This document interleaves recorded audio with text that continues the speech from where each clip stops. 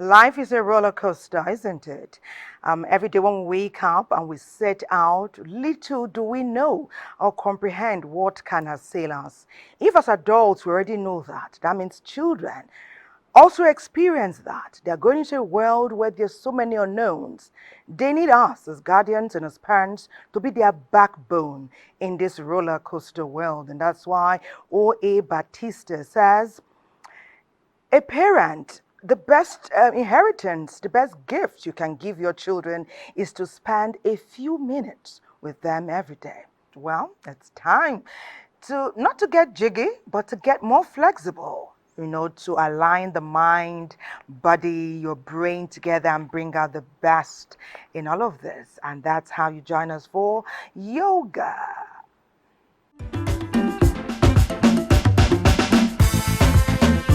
Raise your knee, walk towards your trunk. Now we will do one backward bending posture, Chakrasana. Chakra means wheel. So the name is the wheel posture. Chakrasana should not be practiced by people with any illness, weak wrist, weak back, and in pregnancy and menstruation time, women should not do this posture. And those who are suffering in hernia, abdominal surgery, heart disease, sleep disc, they should avoid this posture. Now we will do Chakrasana. Straight your both legs. Now lie down on your back. Bring your both heels near to your buttock. Both palms side of your head. Now breathe in, raise your buttock up, raise your trunk as much as possible, upward movement. Both hands and both legs straight. Breathe out, slowly down. Once more, inhale, raise your trunk, hold the breath inside. Exhale, down. Then breathe in, raise your head, trunk up. Now do normal breathing. Bring your trunk front. Breathe out, slowly down. Release the posture. Chakrasana, the wheel posture. Chakrasana strengthens the legs. It is beneficial to the nervous, digestive, respiratory, cardiovascular and glandular systems. It influences all the hormonal secretions and helps relieve various gynecological disorders. Raise your knee, walk towards your trunk.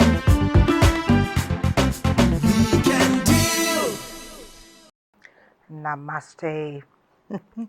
Sometimes the moves that he makes look intimidating, but with practice and perseverance, you get the full benefits. And sometimes you ask yourself, why do I need to work out? I'm slim, I eat healthy. Well, what I learned about exercise is you are preparing today for an excellent tomorrow. You're watching Weekend Deal, and we're talking about subtle forms of child abuse. The word subtle is not inferring that is any less important than obvious signs of child abuse or obvious child abuse. It's just saying that sometimes we think they are negligible, but our children latch on to all they see, all they hear, and it now becomes them. What is your role as a guardian? Well, Francis continues to tackle this and is speaking with Mrs. Bellamy. She tells us about a first-hand experience, and she did not just let it happen, she tackled it. I had a student in one of the class that left. They finished 2 years ago as a finalist student. I have to visit the parents myself. Anytime the boy came into the class and maybe he's hungry or something like that, he will be very, very aggressive. If the classmate touches him, instead of just for them to play, she will start fighting. One day their mistress now asks, "Why are you aggressive? Why are you not happy? Why are you beating your class, your next person closer to you?" He said, "That's how my father beat my mother." What? That's how your father beat your mother? So and now you are now coming, you have not married this one. This is your classmate, your friends. They are not your wife. They now brought the issue to me in my office. I sat the boy down. I talked to him, he was crying. I said, "Okay, what you need now, go to canteen and get something. I eat, I'll foot the bill." He was very happy. Before he tried to leave, I said they should call him. He entered vehicle, we went together. And I called the father. The father was in the office, the mother was there. And I narrated what happened. And I booked another appointment. I don't mind because I've known the house. I went there. I sat both of them together. This is child abuse. What you know and what you think is wrong between the two parties can be settled. The children will be in their room. The husband and wife can lock their door and discuss what they need to discuss. And let the violence end there. My first son, when I'm together with him alone and my husband, what I did, he's growing up. I'll arrange table. I'll stand him to wash plates. My boys can cook more than my daughters. Why? I trained them. So many family problems we're having today is originated by we, the parents. When you have a plan and you put that plan in practice, a child comes from school, fine, remove your clothes, go and take care of yourself. Come back. Thank God they made food they eat. Allow them to wash their plates. Allow them, boys should do odd jobs in the house. Washing clothes, washing their father's clothes, ironing them, and put it in a place. Guys supposed to be in the kitchen with their mother. Okay, wash that meat for me. As I'm putting the meat, I'm putting onions, I'm adding this, and I'll leave it for a while. You can as well tell the child, turn at least within 9, 10, the children should be able to know how to prepare indomie, whether house girl or no house help. And some of our parents does not even stay at home. They leave their children under the care of housemaid. They have not taken this housemaid to know medically whether the child, whether that lady is fit medically. Weekend Deal today is captioned "Subtle Forms of Child Abuse." That just got me. And yesterday we established on the program that children are watching you, even when they don't see anything, even when you don't think they notice, even when you don't think that they observe, they are vigilant.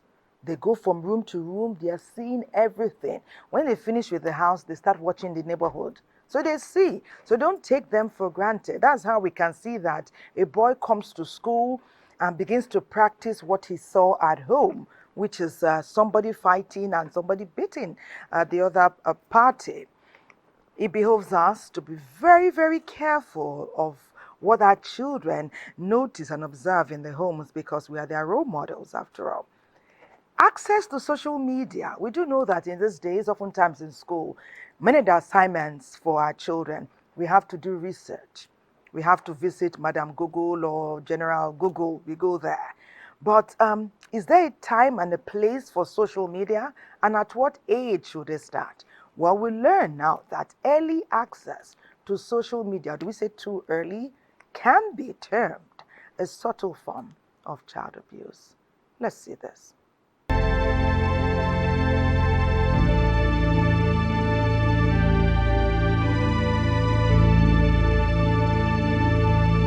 I feel kids of this generation should be able to access social media. I think from 15 is okay. It must not be 18 because the world is trending now. The world is going global and kids learn very fast.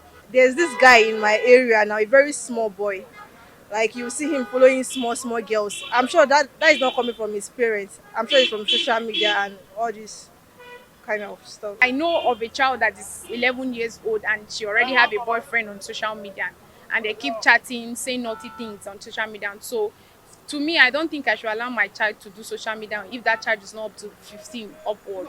The internet came into being in 1989, and since then, the world has not slowed down in its voracious quest for knowledge and information online. With an estimated 6.3 billion people on the planet with access to some form of online platform. In today's digital age, it is becoming increasingly common for parents to provide their children with gadgets at a young age, inadvertently exposing them to social media and online platforms prematurely. While it may seem harmless at first glance, this trend carries a subtle yet concerning impact on children's development, privacy, and mental health. According to Beckhamson, a psychological counselor, the degree of risk can vary based on the child's age, maturity, and the specific websites or platforms that they access. These risks include access to harmful content on sites that promote or glamorize harmful behaviors, including drug use, self-harm, or risky sexual behaviors. In 2020, the Child Online Safety Index report showed that children in Nigeria were at the risk of addiction disorder as their screen time averaged 3 hours and up to 10 hours in extreme cases daily. Apps such as WhatsApp, Facebook, Instagram, and YouTube were the most used. When a child is being given access to social media at a very tender age, the child may be likely to develop depression, may be likely to develop anxiety, another form of mental health illnesses. Why? Because the child is being exposed to realities that he or she feels that he or she has not been able to achieve. I'll give an example of a child I had a session with. He was depressed at age 12 and he felt like he has really not achieved anything. And I asked certain questions. Why do you think you are depressed at this stage? He said that he has been seeing so many things on social media and he feels that he has really not achieved anything. Imagine the child of 12 years feeling that way, feeling like he hasn't achieved anything. Most children who spend most times on social media begin to feel that they don't really value physical communication again, and it affects their communication pattern, affects their thoughts and behavioral patterns too. They feel that whatever information that is being gotten online is best than whatever guidance they get from their parents and loved ones. It also affects the learning process of the child too. Most times our children or our younger ones begin to have decline in their learning process, and we begin to ask questions. Why is this person going down? So parents should be observant enough to know that in as much as social media has its own advantage, it also affects the learning process of the younger ones coming up. Many Nigerian parents, guardians, caregivers, and teachers are bereft of the appropriate skills and competencies to either shepherd their children effectively in the digital environment when they carry out their digital schoolwork or adequately support their digital practices and opportunities. We've realized, or I've seen over time, that the first contact with the device is usually with the video game. From the video game, they transcend into making friends, playing games online. It begins with a community.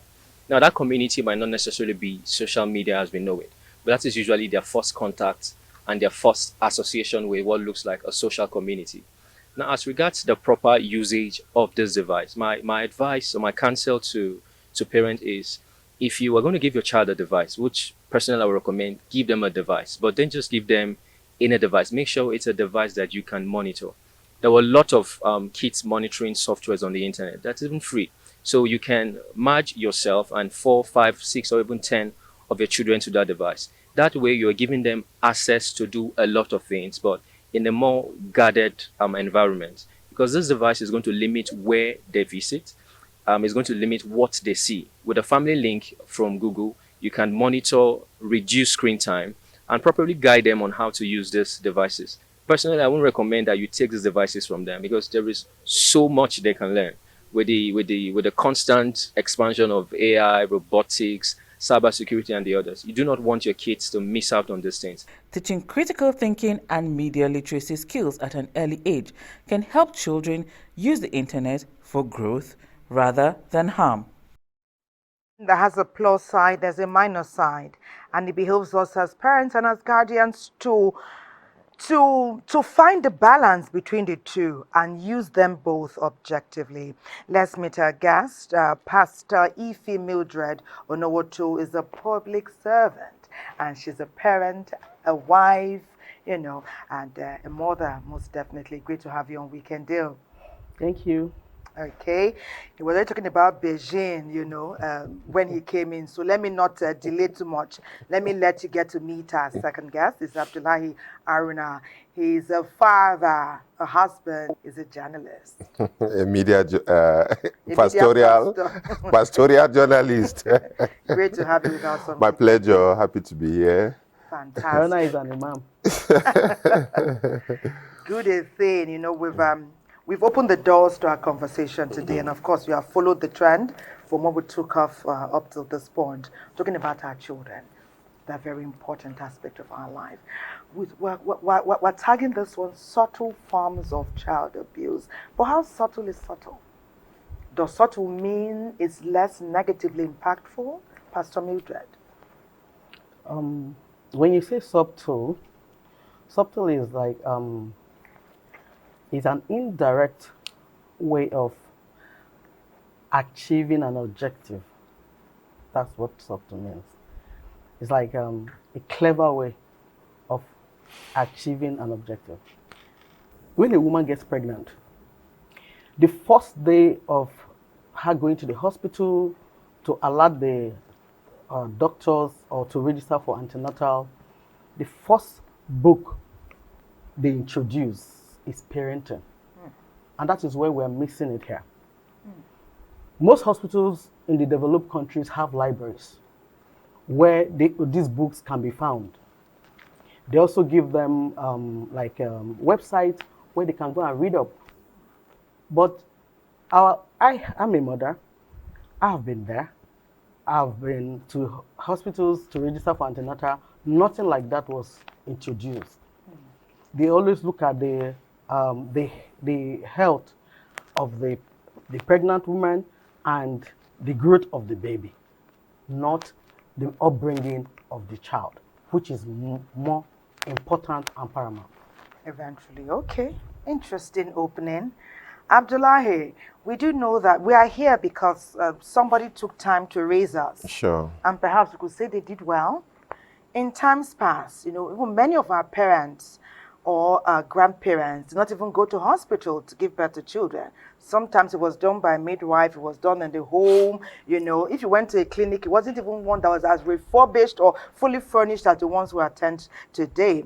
Hear what Pastor Mildred is saying, that the hospitals, health centers, and clinics should open up beyond the health of the baby you're carrying and into the future.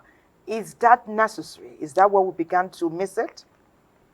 Childbirth is a natural phenomenon, and the parenting that comes with it is also a natural manifestation.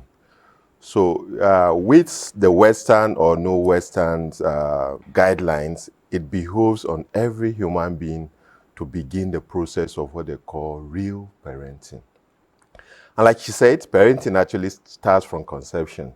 Because when a woman gets pregnant and it's an expectant father, as the case may be, it wasn't an accidental occurrence. It was something that was planned, and it's a natural evolution. We saw ourselves being birthed, and we saw the growing process, others growing. So it's naturally a socializing aspect that when you see a child being born, there's a process that the child takes. And there's somebody giving that guidance, which is the parent. So you as a bystander and onlooker, it's naturally a learning template for you to learn what parenting is. Some guardians and some parents may think, it's a small thing now. Like we had a case of when a father beats the wife. Perhaps sometimes it's behind closed doors and the son is not physically seeing it, but the son is hearing it. And perhaps the son sees the mother's mood before that and sees it after. So subtle is not saying it's less important. It's saying sometimes it's not intentional, but it is abuse anyway. Like we see about social media, where you give your kids, an iPad or a phone, Gadgets. and then you don't monitor it. That is an abuse, but that was not the intent of the parent. But Pastor Mildred, we've heard from Abdullahi, our parents did it without much Western interference. But perhaps it's the times that we live in now. These children were raising and not being raised in the same environment as we were or our parents, were. So that definitely should introduce some difference in the way we raise them, oughtn't it? Well, before I comment on the question you just asked, I want to clear something from what Haruna said when he started. He talked about that conception is always planned. But I can tell you that I don't agree with Haruna. Because most times people get pregnant, they conceive without planning. If conception is always planned, why is our young girls getting pregnant while still in school when they don't have a means of livelihood? They're still under their parents. They're being taken care of by their parents. They are not working. How are you going to take care of the child? So conception is not always planned. And even the married couples, they don't plan. Because I've seen couples, they get married, maybe only the man is working, the lady has no job, but even the earnings from the man cannot even take care of both of them. They are now bringing up a child. They are trying to conceive. Why they've not figured out how will this child be taken care of. So conception is not always planned. Sometimes it happens by accident. Accidental conception. Yes, accidental conception. That's what we always see nowadays, where youths are just getting pregnant without. You remember the period of coronavirus? Yes. A lot of students got pregnant. Indeed. Undergraduates. It's there couldn't now. go back to He's school a pastoral journalist. What did you say? Yes. Are you not doing your research? Yeah. It's there. The information is there. They said Planned Parenthood. So we are not talking about the exceptional issues here. You're talking of parenting. We must bring all to the table, yes, Abdullahi. when you do that, let's not give that coverage to the unexpected. We're talking about, family, bringing up a child in an ideal family. That a young girl is going out of her way, to get pregnant, does not mean that we should not talk about what parenthood entails. For her or for him to actually venture into what is not properly planned for, it also behooves on him to learn what parenting is. Good. The joy or the juicy attraction that comes with parenting should not deceive a young person that is not mentally, emotionally, and financially prepared to be a father or a mother. Okay. So it's part of parenting. We'll come back. This is the meat of the matter. Even from this interaction, we will learn. We will go to Calabar now, still talking about whether it's planned, whether it's unintentional, whether it's deliberate. These children will come forth after 9 months. Yes. And they will be there, and we must manage them well so they do not become a menace to society. Let's go to Calabar, where we see the negative impact of fighting or quarreling in front of our children. Conflicts between parents is inevitable, but bearing it all in front of children can adversely affect the emotional and mental well-being of the child. According to experts, It does not only interrupt the child's joyous childhood, but can also leave the child with some emotional scars. The children of nowadays are not like children of those days. When you are quarreling, they know. They see the facial expressions of their parents and they know something is wrong. That is why when there is a problem, you look for a way, you look for opportunity to sit down and then iron it out. Because by the time you are sad, they know that you are sad, they know something is wrong in the family. Because communication will break. You know, you will no longer get the communication maybe through from the father to the mother and then to the children. This time you see the father boycotting the mother to the child and all of that. So they know that something is wrong.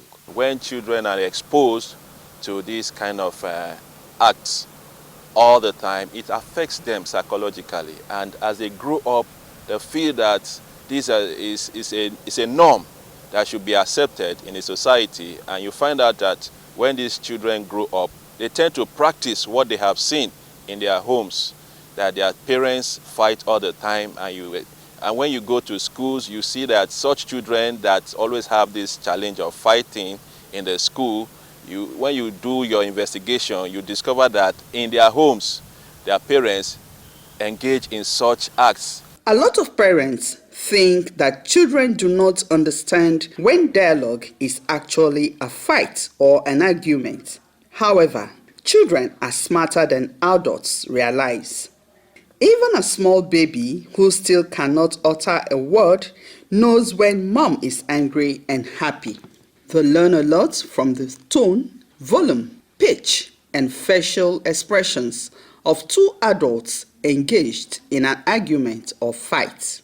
It is not good for parents, husband and wife here, to have quarrels, in the presence of their children. Because most children that are attached to their parents, each one of them will be emotionally affected, that their parents are quarreling. So the children are affected in the sense that they become withdrawn, from the parents because they don't actually know exactly what the issue is. And so that again will make it impossible for them to get close to parents. Perhaps they want something, they cannot go close to their mom or their dad because they know that there's a conflict between both parents. What then are the negative effects of parents fighting in front of their children? It affects them, emotionally. As I said, they're withdrawn, they don't get close to parents anymore to know what is going on. And then it also affects them because, what they see at home is also what they can go and display outside.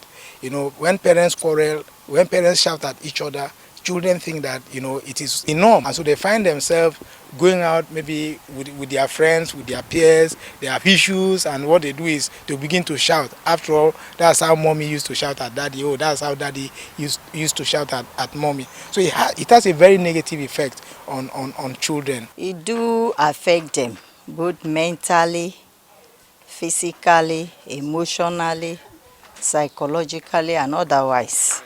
It affects them in all areas of life because they are growing children. Whatever the children learn from what they see. And when this act is being perpetrated in their presence, it affects them. While we do not want our children to be affected, we can avoid conflicts as much as possible. What needs to be discussed needs to be discussed. If there's a conflict, I think that parents can sit back in their room, within the confines of their room, and settle their matter without letting the children know. We should try to avoid such quarrels or fights in front of our children. And we know that definitely there are differences between husbands and wives. Parents should avoid quarrels when children are present because it can shape their understanding of relationships and communication, leading to unhealthy patterns in future interactions. Talk we're having, all of this conversation and going to different parts of Nigeria is to ensure that we are on the same page. Our intent to raise children who will be responsible, who will be a pride, not just to Nigeria or the continent, but to the world, and who can perform optimally in Nigeria and also on the global stage. Pastor Mildred, your thoughts? Abdullahi was saying that parenting should be planned. You were like, whether we like it or not all parenting is planned. Parenting should be planned. She has And agreed awareness. now. She has agreed. No, she said should be. Should be planned. But it's not always planned. It's not always planned. Parenting should be planned, and we have to create more awareness. And to do that, we have to start from going to our secondary schools, that is the high schools, to teach our children on parenting. It should even be inculcated into the syllabus. Parenting is very important, because if you watch what is going on recently with our youth that are traveling outside the country, some of them are missing it. We always criticize the developed countries that they don't know how to take care of their children. But when we watch films, you will see that it's a different perspective. It's a different notion. Because I've watched a film where a mother would tell a child of 4 years, go to bed. And the guy doesn't complain, and he'll go to bed. Tell our own children, go to bed. Start jumping on the chair. So it all boils down to parenting, not necessarily the environment. It's okay. Yes, it's a personal thing. It's how intentional It's you how are. intentional you are. What do you want your children to become? I was brought up by my elder sister. At the age of 6, I was already out of my parents' house. And I'm happy it happened. Because looking back, if I see my peer groups, a lot of them missed it. I'm not joking. Missed it with their children or missed it themselves? Missed it because, when you say something about how we were brought up, a lot of us were also neglected by our parents then. Because they were struggling to meet up. Put food on the table. Put food on the table. So they never had time for anybody. Father in the farm, mother in the market. Who takes care of the children? Most times, kids are dropped with neighbors or compound people, tenants. What you are experiencing today and the outcome, some will say it's because perhaps you were intentional. You may not have, because there are people who, in the words you use, were parentified at an early stage, and they had traumatic experiences. Not all are standing tall today and can tell us, proudly and boldly the way you're telling us about it. Are you saying that's the best way to raise our children? No, what I'm trying to bring up here is, it's not good to pamper children. Okay. You don't pamper them, because that is what I see nowadays. Okay. Even the schools that my children have attended here, like the nursery, primary, I see how parents pamper their children. Parents come to school to fight teachers that are trying to help their children, instead of thanking the teachers for that disciplinary action. I have witnessed, I can't mention the name of the school. It's not important here.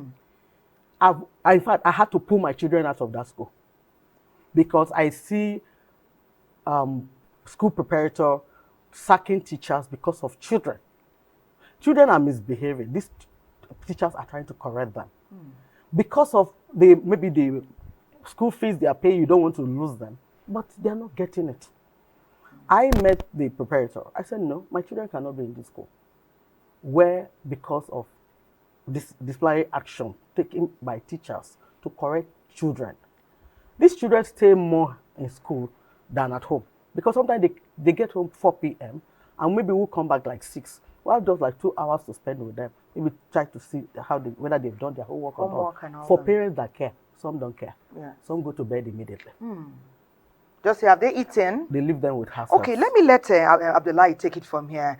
You've opened so many doors. We've even gone into the schooling, which we've come to realize that the school and the guardians must partner together successfully to raise a responsible child. But she said something about teachers in school, disciplining the children. There's some kind of discipline. Perhaps when the parents put the child in the school, there was some acceptable form of discipline that they said will be done and some areas that will not be crossed. How does the school discipline impact our children to the extent where it redirects their path to one that is not so positive or to one that is negative? Children are brought up by the community. It's a communal responsibility for the growth of every child. It used to be, and hopefully it should continue, being an idealist. When you beget your child in care of the school, it is expected that you've sent that child to learn to learn something new. It's part of an extended parenting. Because if you do not have confidence in that school, you wouldn't have taken your child there. And again, overbearing attitude of parents is the bane of what we have in the society today, so much that you have spoiled or unproductive children. While we're growing up, every man on your street or woman, it's your parent. Every teacher in your school, it's your parent. Exactly. So it is expected that what I will train my child with is what the teacher will also do, because that teacher was prepared or trained to be a parent in a classroom. We did hear from Calabar that some parents or guardians fight in front of their children, and we got to learn that the impact is hardly a positive one. So we have that thought in mind. Let's hold that. We'll talk about it. But for now, let's go to Enugu. You know, they talk about raising our children holistically. We must strike a balance between showing them love and teaching them survival skills. And sometimes, if we're not careful, the gist out there is that you can miss it.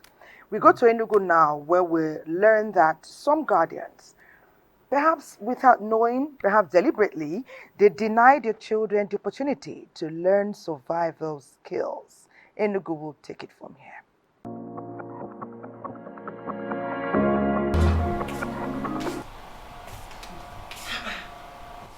Nesoma!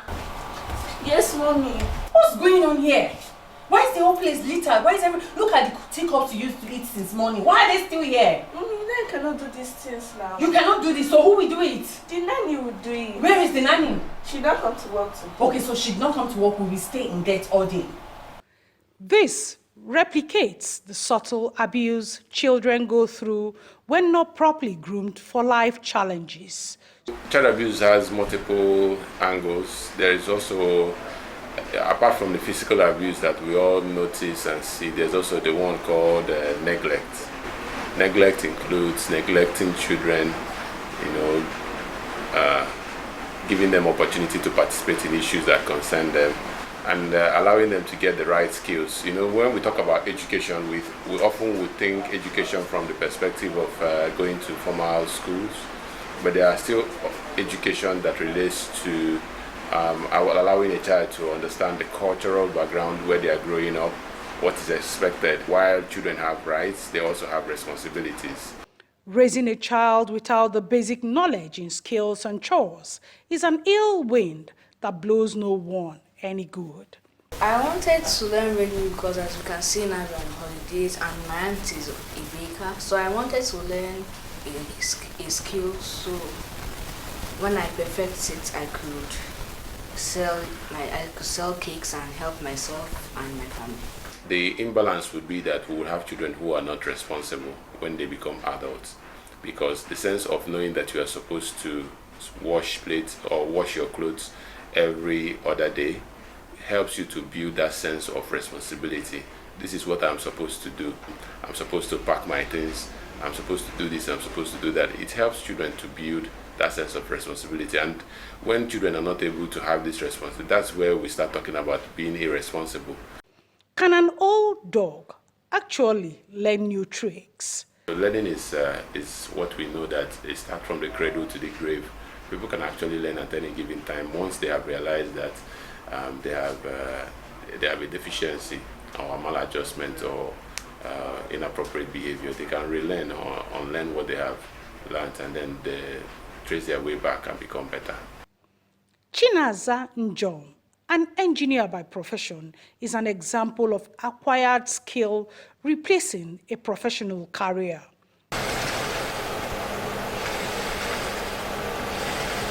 In my final year, I mentioned the fact that I wanted to go into fashion to a friend. And she was like, housemaid job. And it really hurt me that she said such things. I think it's something parents should allow their kids to go into, because we won't all be engineers, we won't all be doctors. If we're all doctors, who will not be the patients? There are other things, there are a lot of things in this world that can be done and should be done. And parents should allow their children to explore and see what and how they can develop themselves while as kids. I'm surviving and I'm blessed. I wasn't like this when I started, but it's all about growth. All the things that they need to become best or to become adjusted or become the best that they could be is already given to them naturally by God. So all they need to do is to have, one, an environment where they are loved, that is genuineness. Secondly is an environment where they are understood. We can talk about this as empathy.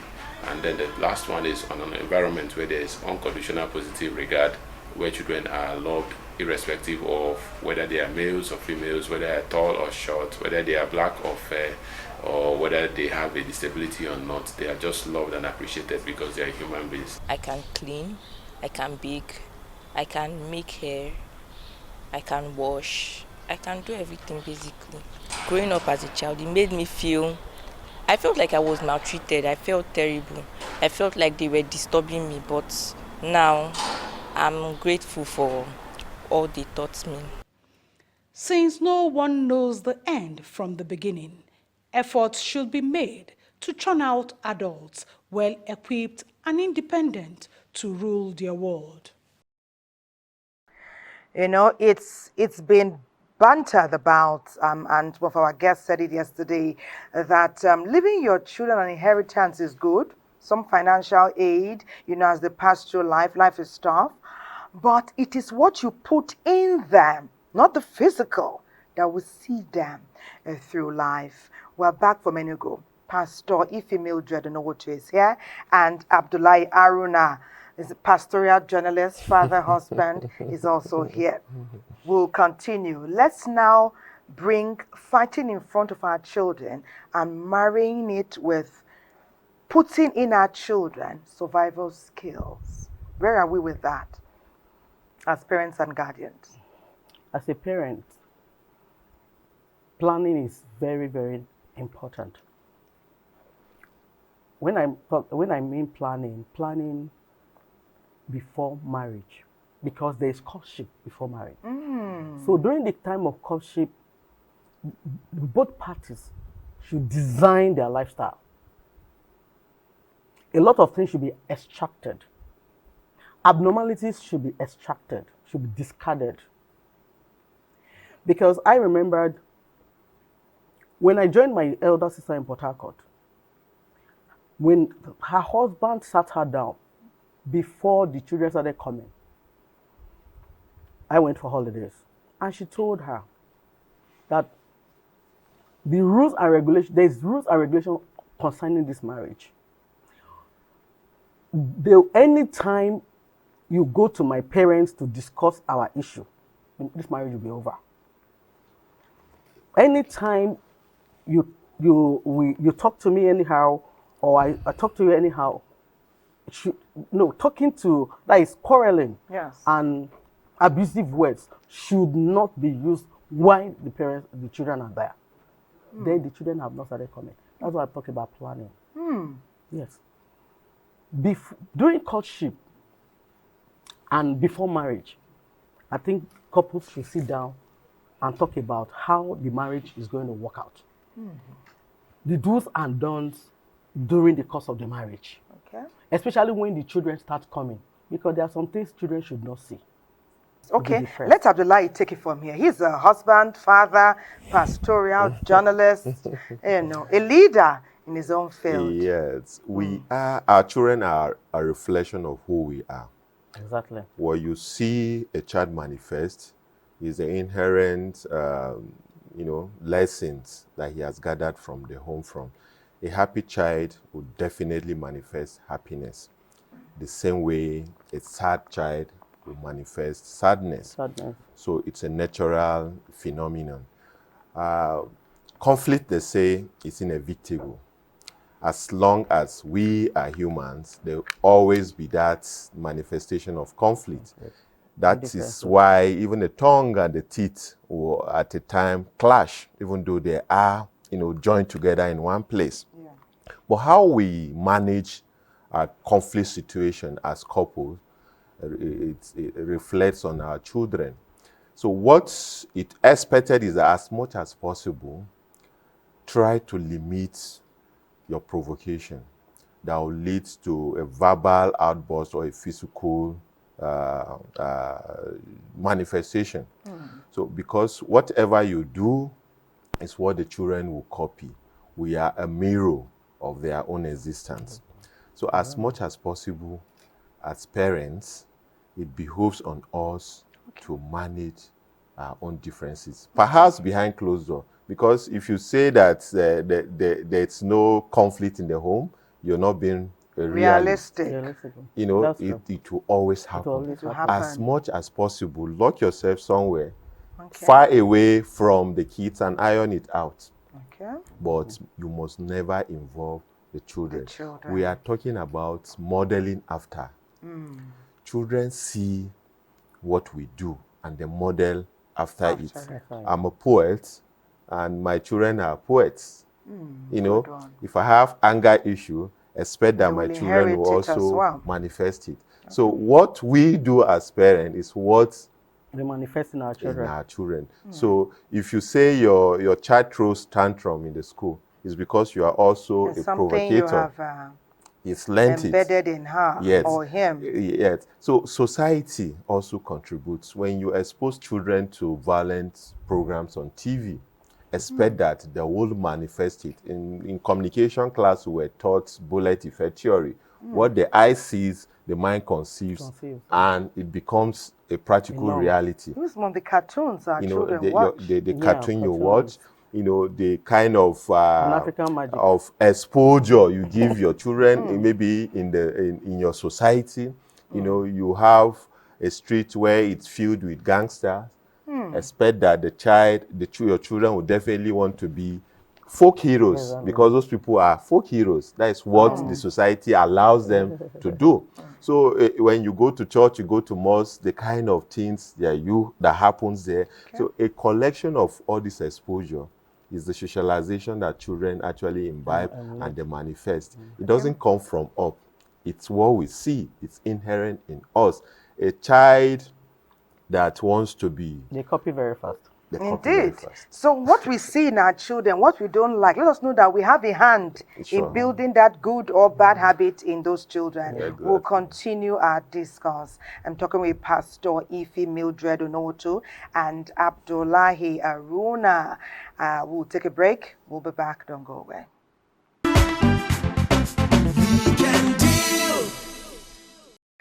Before the break, I was chatting with Pastor Ife Mildred Onowotu as well as Abdullahi Aruna.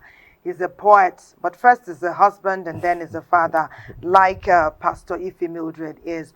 We're going to talk about survival skills, but first, let's show you what Rita has been doing this past week. Would you believe that some parents or guardians allow or turn a blind eye to the fact that their children who are below 18 go to nightclubs and late night parties? Do they realize that there's a negative impact when this happens? Well, when Rita heard about this, she said, this is something I can't believe is happening in Nigeria. She did this research and she's bringing it for us to watch, to listen, and perhaps to take a thing or two away.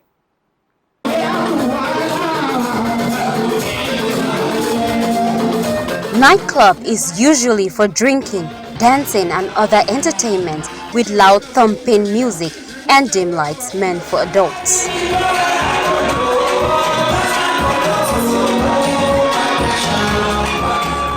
Often, Nightclub generally restricts access to people in terms of age and inappropriate behaviors. Nightclub is not meant for children. It's meant for adults from the age of 18 and above.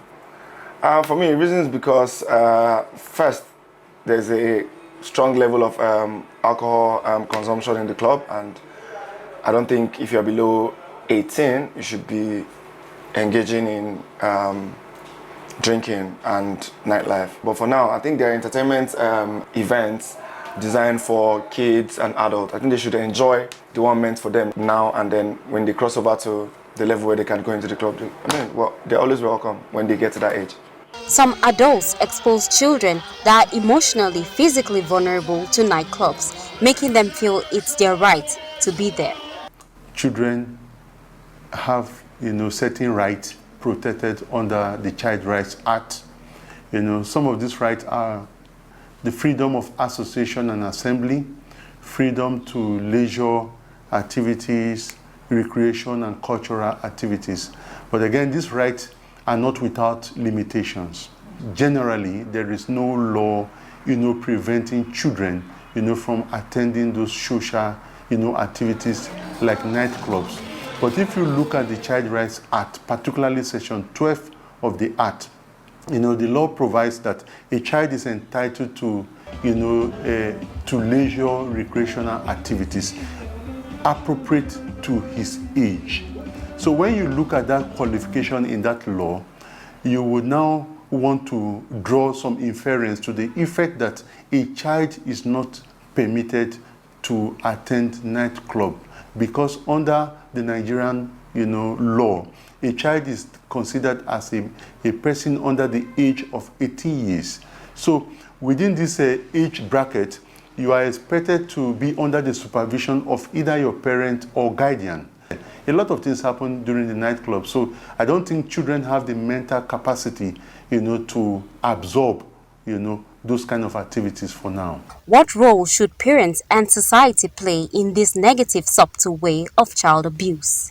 Children going to club is not nice, it's not good, it's immoral, because all kind of immoral activities are happening there. People smoking, people drinking. You have to be a disciplined mother or father to make sure your children don't do such things. They should concentrate on the academic works and know how to also have good morals impacted in them. Then for the society, it's going to cause a lot of havoc and shame to the society if this is allowed.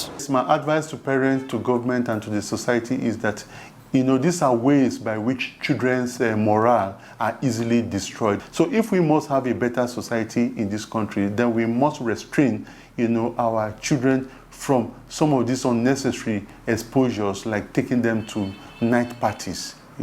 If we don't do that, then the future is not going to be, good for every one of us. Let's stay united in raising our children right, safe from any harm.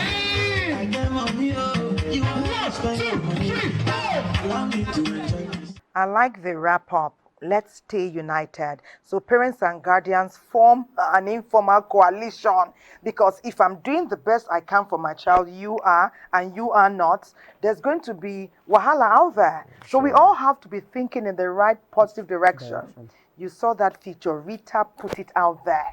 Some parents do it, or some parents turn a blind eye when their children do it. What is the proper place? What should our verbiage be if such a thing should crop up in our homes? Because it will, or it already has, in some cases. Okay, is it the fighting before? Let's start with the nightclub. Okay, the one we just saw. Oh, the night, just like what Abdullahi said the other time, when he was talking about what children see, that is what they emulate. If you weren't a nightclub person while growing up, I don't think you will allow your children to go to nightclub. And if you are a parent that have been there before, and you see that it has no advantage, okay, the disadvantages outweighs the advantage, you will not encourage your children to go there. Because even when they attempt to do it, you tell them why they shouldn't go there. That place is not good for you, and give them reasons why they should not attempt to live such a life. and what they will not be exposed to. So, should they go? Should they go? I know that some children are very stubborn. They want to, but they are still under your care. They're still under your care. There are some things, little things you can do to make them happy. I do it for my children. Sometimes if they are saying, oh, mommy, I want to go and see my friend. She said I should come to their house. I have already seen the attitude and the character of the friend they want to go and see. I will tell you, don't go there. Oh, don't worry, I'll buy you a gift. Oh, let's go to ShopRite. Must you go and see your friend? Can't we go out together? Let's bond as mother and daughter. They understand. She will smile. You have to bring in some things that will attract them, to deprive them of doing what you don't want them to do. Which you know is not in their best interest. Yes, even nowadays, if you notice, if you tell them that you're going to buy them a gift if they have 4 or 5 A's, you see them ready. They will study. Mommy, what are you going to buy for me? Oh, mommy, you said you give me 5,000 naira if I have A in English and mathematics. I did it and it worked out. It's still working. I'll tell my daughter, this mathematics, you think you are not good. Yeah, good. Get a lesson teacher. They help you out.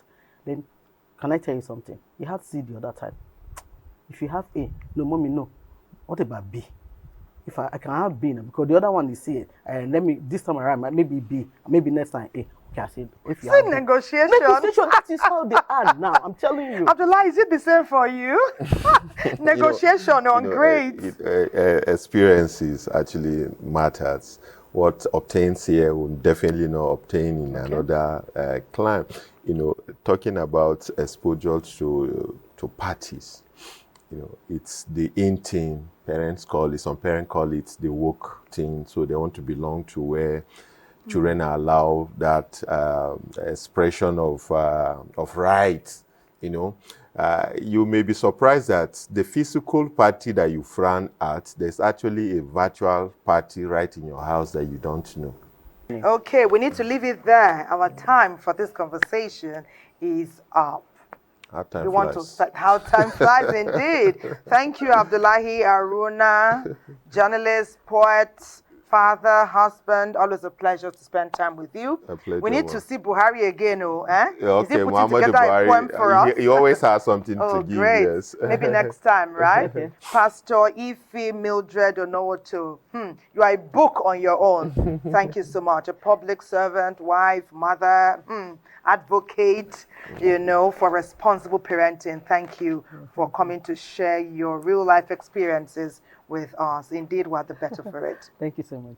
A break beckons. You're watching Weekend Deal. We will be right back. Don't go anywhere.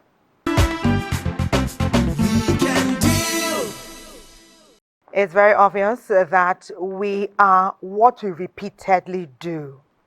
If you leave a bad example, it's what your children will imbibe and it's what they'll take out. Start today. It's never too late. If you've not been doing it right, there's no better time than now to start. What of you, the young child? What do you want your future to be like? Don't you want to be remembered for good things, for excellent things? Don't you want to stand tall? Don't you want many people to celebrate you and your achievements and your steps? Well, if you've made some mistakes in the past, it's not too late. Don't feel bad about them. Start today. Start today to do it right and do it right consistently.